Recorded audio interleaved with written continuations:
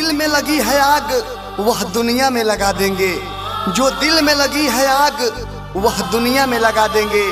अरे यार अगर वो नहीं मिली तो हम खुद को मिटा देंगे, खुद को मिटा देंगे, खुद को मिटा देंगे।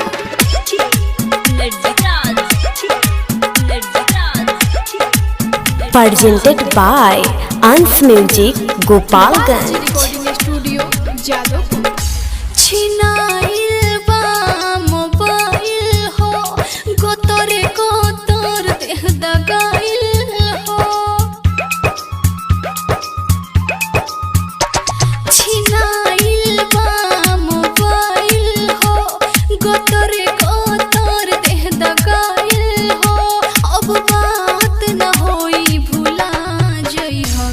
जहर भले तू पिया जइहा, जनी कही हो जान भूला जइहा।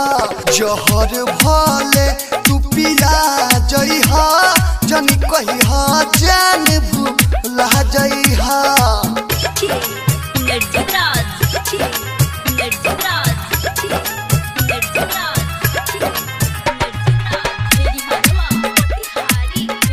Presented by विदेशी लाल एंटरटेनमेंट। मनवा व्याकुल भइल बाटे देखेला चेहरा तोहार हो। हाँ जनमों से ज्यादा करिले हमहू, जान हो तहरा से प्यार हो। सखी के फोन से करिले फोन बन के रखले बनी रिंगटोन। अब हमरा खुटा से खुला जइहा। जहर भले तू पिया जइहा, जनी कही हो जान भूला जइहा। जहर भले तू पिया जइहा, जनी कही हो जान भूला जइहा।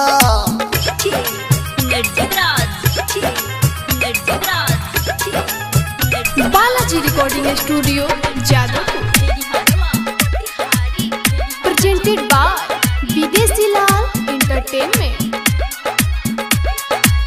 कुछ दिन सबर कर रानी, खुशी के खबर सुनाई हो। धीरे धीरे घर के लोगवा सभे मानिए जाई हो। विदेशिया तो बुझो पतिया डरे का पता हमार छतिया। आके मौत के नींद सुला जइहा। जहर भले तू पिया जइहा, जनी कही हो जान भूला जइहा। जहर भले तू पिया जइहा, जनी कही हो जान भूला जइहा।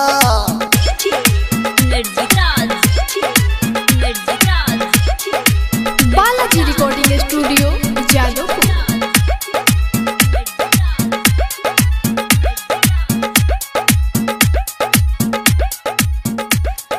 Presented by Videshi Lal entertainment.